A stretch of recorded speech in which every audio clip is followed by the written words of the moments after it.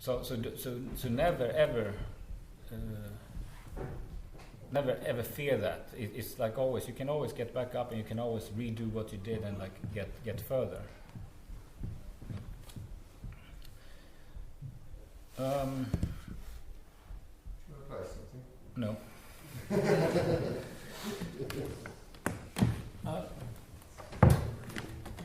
There's another thing that I wanted to touch on here today, which has been my obsession for the last couple of years, and that has to do with again, it's back to basics. It's about intonation and the reality of temperaments in modern music. Do you all know what that is? Yeah. What is a temperament? Somebody? It's like on a piano, like one now, it's equal to. Yeah, and what is equal? It's like how they change the tuning slightly to fit with how it should be. And Well, it's like this. In originally, tonalities was based on overtone scales, which is basically this. You have, say, you have A, right? That's the root note, and then you have the first overtone, the first, second, third. That's just like the tonic, the fifth, and the tonic again, and then you get the third, and those pitches are absolutely harmonious when you play them.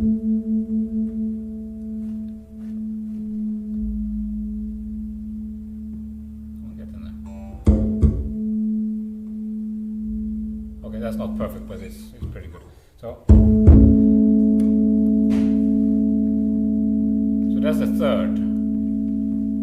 Now it's unfortunate I don't have a piano here, but if you hear this, it's absolutely still. There's no beating. Typically, a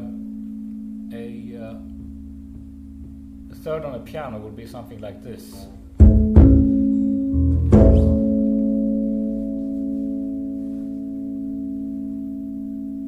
You hear how it wavers, and it's slightly sharp and it's slightly unpleasant. And what happened was that if you're in tune in one tonality, in one scale, then you go to other scales, other tonalities, you'll be out of tune. Because, where can I illustrate that? There's something, where do I have it? Yeah, for instance, if I tune this again.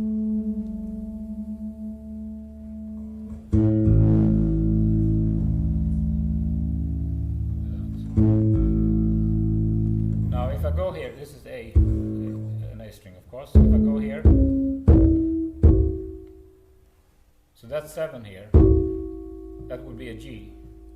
Now, if I play the G on the G string, we can try to find where do I have an octave again?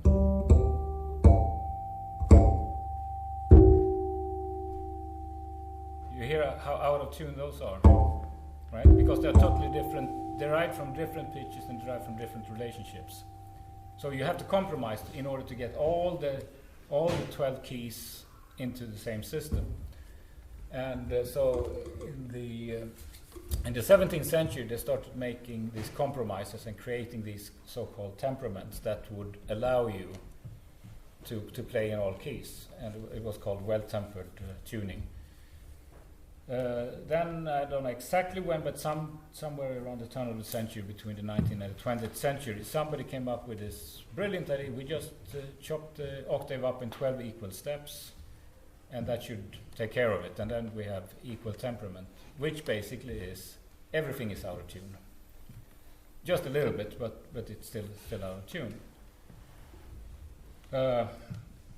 And we all accept it. We don't think about it. We sit down and play a piano and we think it's in tune. We think it's wonderful, fantastic. But if you actually do sit down and you play individual intervals, and listen to it, you go, oh, that's not right. But it works. It works in like all music almost that is made today is done in equal temperament, and everybody accepts it.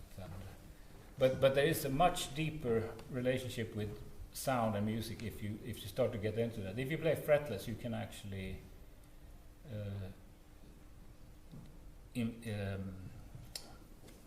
investigate, explore this.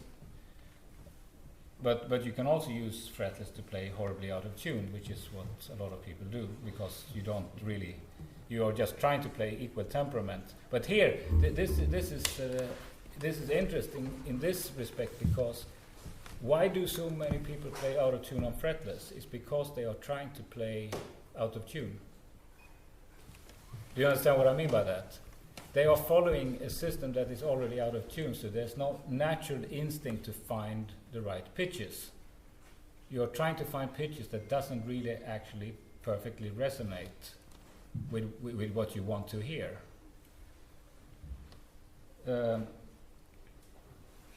Anyway, to skip a lot of steps in this story, is there's this freak in Sweden. He makes this kind of frets that look like a drunk person put them in. And they have a certain well-tempered temperament. So with them you can't sort of play in tune, but it is one way of being in tune, and it's always the same intervals.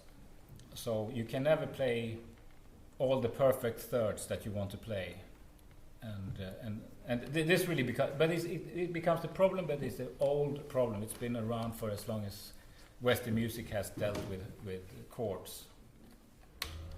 So now I just want to show you.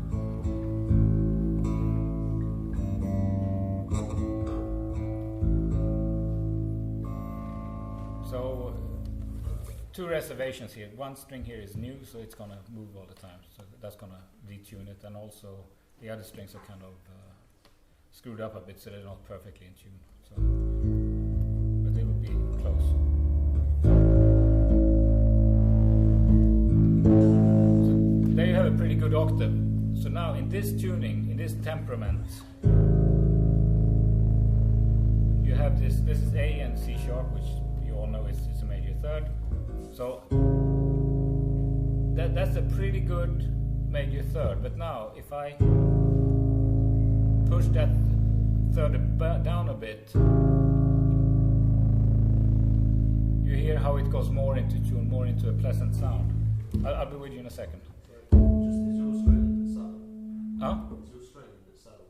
Your G string? Is it what? Is it in subtle? No, it's not. Thank you. Good spotting. That's what happens when you get older, you know. Now it is.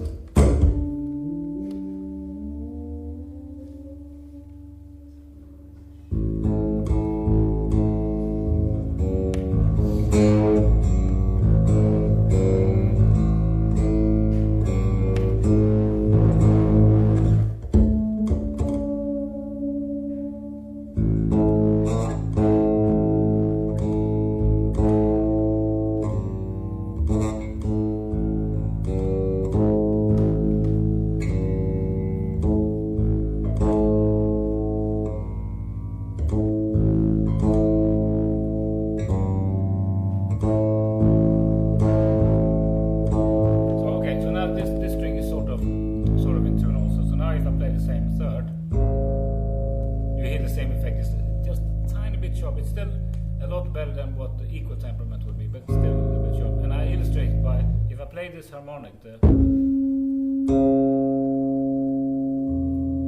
hear the slight wavering there when the pitches beat against each other.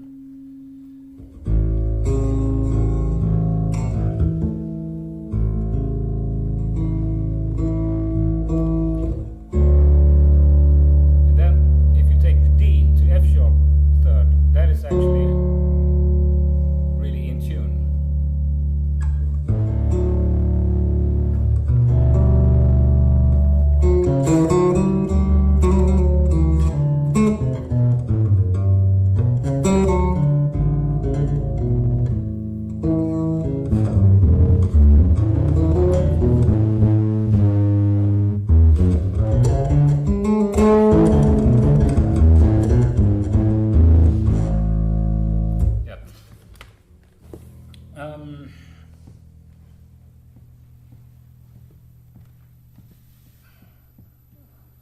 lost where I'm going with this a little bit,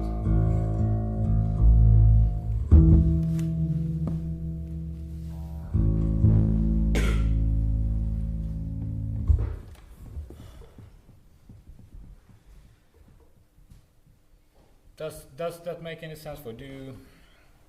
Do you see the importance of that at all? Yes, no? Yeah. So how? What? Why? Oh. Are we running out of time? 5 minutes, okay. Why is that important? Tell me, somebody. So we understand why we do what we do.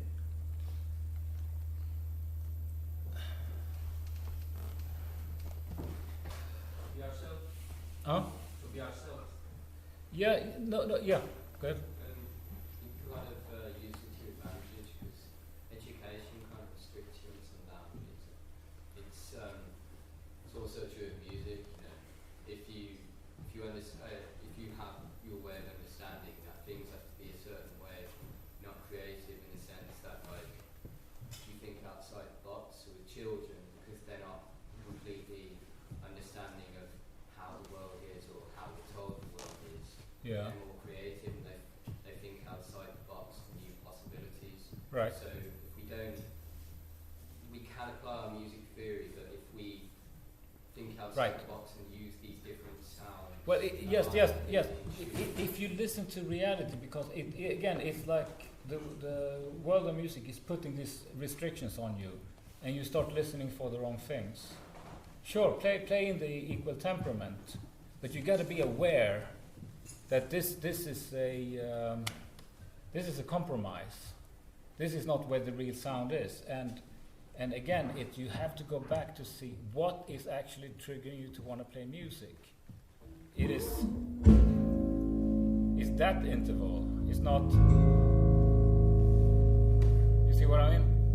So that is just an explanation of there is an immediate natural phenomenon happening to you when you get engaged in music, and if you listen to the wrong thing, I mean, it's like buying espresso or cappuccino in a powder in the supermarket and pouring it into a glass of hot water. That's not cappuccino. That's not the real thing. So you got to understand. You can drink it. It can still work, but you got to understand. Okay, where is the real thing? Where is the reference? And what am I actually doing here? What am I dealing with? What are my ingredients? Yeah, you want to say something? That's fine. Oh, okay. Right.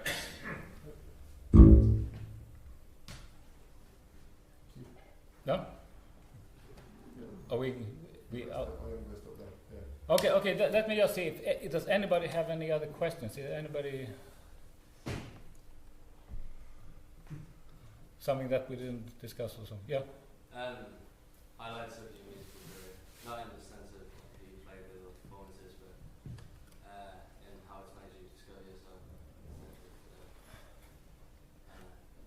Well, you know, I've been involved in a lot of different things, very high profile and very low profile, and